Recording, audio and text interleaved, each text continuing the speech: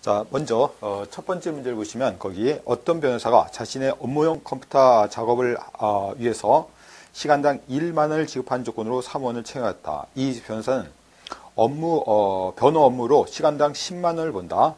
이 변호사는 사무원의 컴퓨터 처리 능력이 자신보다 못한 것을 발견하고 사무원을 해고한 후 그가 하던 컴퓨터 작업도 하고 있다. 이 변호사의 행동을 경제학적으로 가장 옳게 해석한 것은, 그러니까 1번 문제는 이건 일종의 이제 기회비용 문제죠. 기회비용. 그래서 우리가 경제 테스트, 매경이나 또 한경 두 군데에서 나오는데, 바로 매경 테스트, 바로 이제 어떤 경제 테스트에서 굉장히 잘 나오는 유형의 문제들이 이 기회비용입니다. 자, 기회비용은 우리가 앞에서 설명했듯이 어떤 선택에 대한 대가입니다. 어떤 선택에 대해서, 포기한 것 중 가장 가치 있는 것이죠. 가장 가치 있는 것. 그래서 이것은 이렇게 우리가 문제에서 이런 식의 문제로, 지금 이런 식의 문제로 바로 기회비용이 어떤 선택에서 포기한 것 중 가장 가치 있는 것, 이런 식의 어떤 기회비용, 포기한 것에 대한 그런 계산을 하는 그런 식의 비용이 있고, 또는 뭐냐면 이 기회비용 자체가 이것이 경제학적 비용이죠. 경제학적 비용입니다.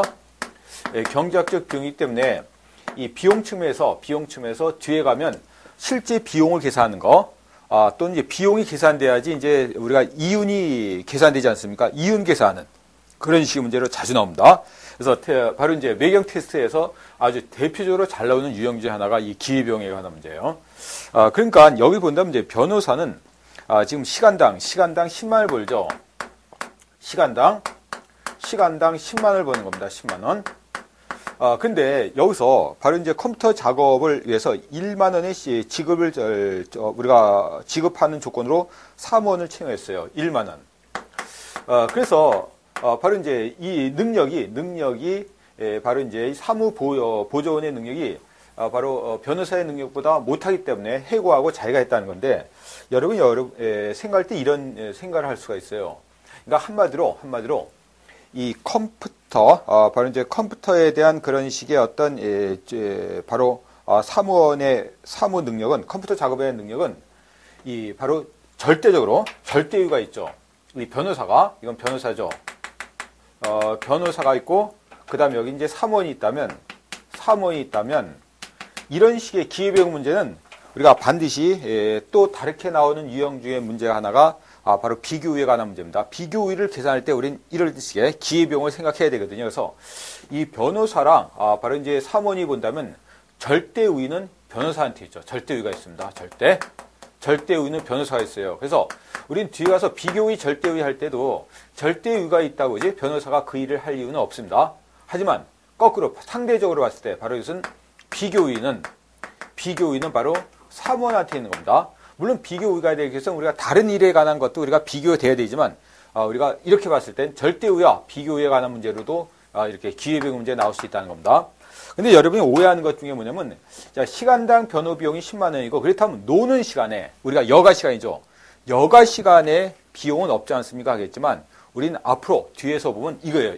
여가라는 것은 임금을 포기했을 때, 내가 일을 포기했을 때 내가 여가를 취하는 거기 때문에 이 여가의 비용도 여가의 가치, 또는 여가의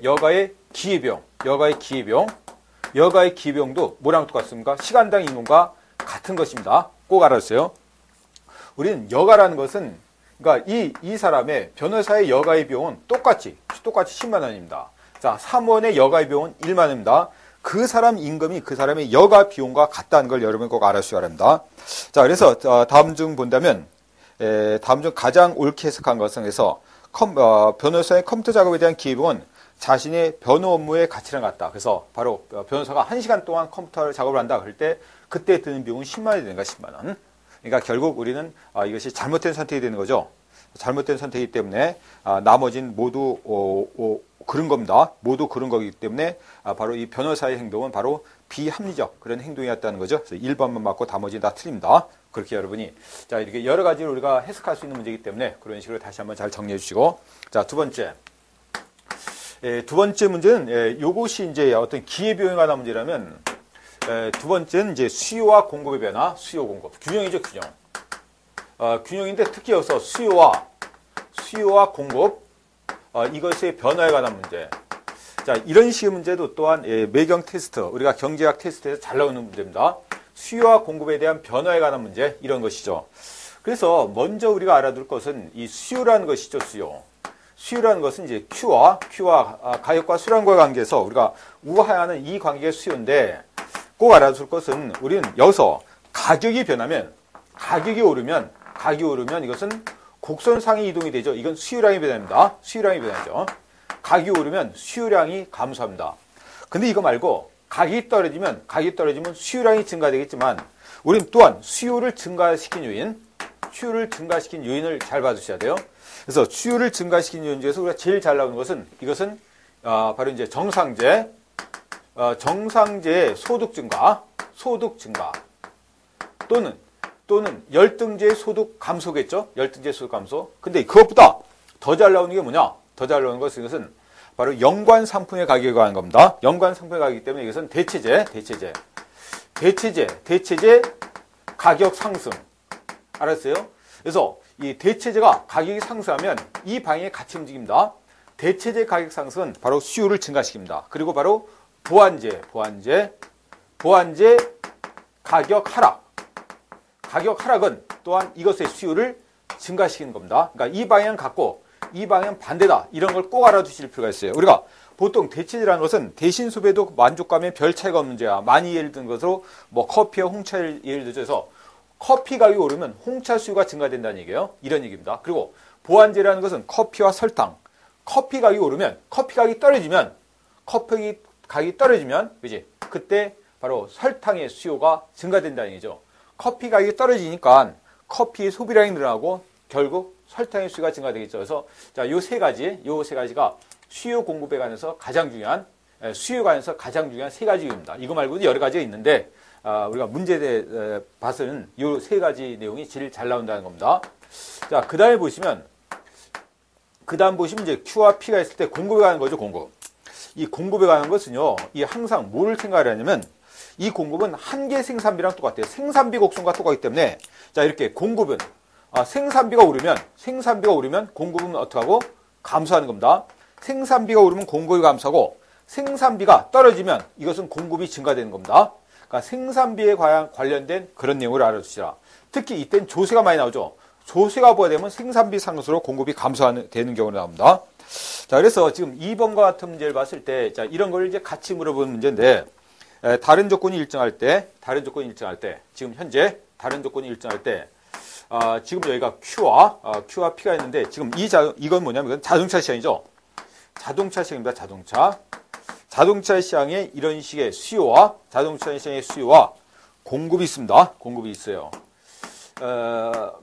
수요와 공급이 있는데, 다음 중, 철강제 가격, 국제가격이 상승한다. 철강제 가격이 오르면 이것은 생산비에 관련된 거죠.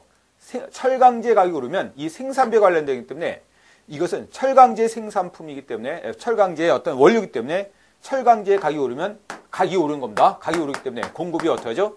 감소하는 겁니다. 감소하죠. 그래서 이것만 되면 이제 이점이 되겠지만 또 다른 건 뭡니까? 휘발유 가격이 상승한다. 휘발유라는 것은 이 자동차 우리가 소비하는 데 있어서 서로 보완제죠. 그러니까 휘발유 가격이 상승하면 보완제 수요는 감소하는 겁니다. 왜? 반대라 했잖아요. 자, 보완제의 경우 가격과 수요가 반대로 움직이기 때문에 여기서 휘발유 가격이 상승하면 휘발유와 자동차는 보완제이기 때문에 바로 이 해당제와의 수요가 감소합니다. 이렇게 감소하죠. 그래서 둘 다 감소가 되는 거예요. 둘 다 감소니까 균형점이 이쪽으로 가겠죠? 결국 이쪽으로 갔다는 것은 가격은 나올 수 없으나 거래량은 반드시 뭐한다? 감소한다. 가격은 나올 수 없으나 거래량은 감소한다. 그래서 본다면 다른 걸 본다면 1번 자동차 수요가 증가된다. 아니죠. 자동차 수요가 감소합니다. 공급 곡선이 오른쪽으로 이동한다. 아닙니다. 왼쪽으로 이동하고 좌상방 이동합니다. 수요 곡선이 오른쪽으로 이동한다. 아니죠. 수요 곡선이 왼쪽으로 이동합니다. 자, 네 번째 자동차의 시장 균형량은 명백히 상승한다. 아닙니다. 가격은 날 수 없어요. 하지만 거래량은 명백히 감소한다. 그래서 답은 5번으로 이제 확정이 되는 겁니다.